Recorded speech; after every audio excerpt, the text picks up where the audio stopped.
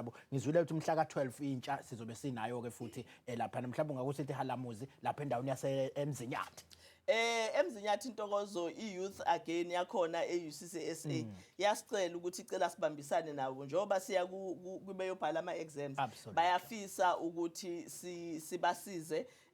ngayo yonke isupport including icounseling including ukuthi sibalethele ama departments noma ama universities ama tertiary institutions abangakwazi ukuthi ba-apply kuona abantu baka NSFAS abantu baka CAO lapho kwaZulu Natal apply through bona so sizobe sinomkhuleko ke ozobe lapha eMzinyathi kodwa uzobe unawo bonke laba bantu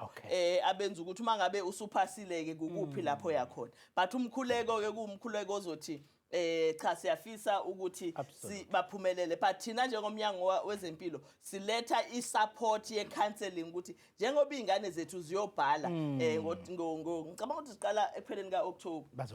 baqala ekupheleni kaOctober basihlela kanjani psychologically ukuthi kufika lesasikhathi be ready for ukubhala ezinye izingane intokozo asifeliswa ukuthi akazi ukuthi ufundeni ayifeliswa ukuthi mhlawumbe bengalaleli esikolweni but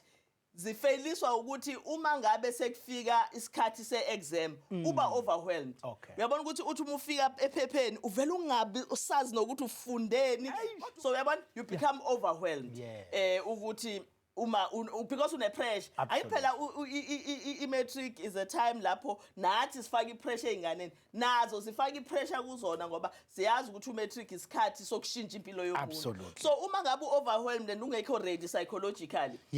ugcina ungakwazi ukuthi udeliver ngendlela ebekufuna udeliver ngayo so esikhambelayo ke kahle hle ukuyo provider leyo support leyo sesithi kodwa ngoba phela sesihlangana nabo abantu abasha asale sesikuletha nokunye sikwazi ukukuletha kodwa sizoletha iprayer bese siletha ama psychological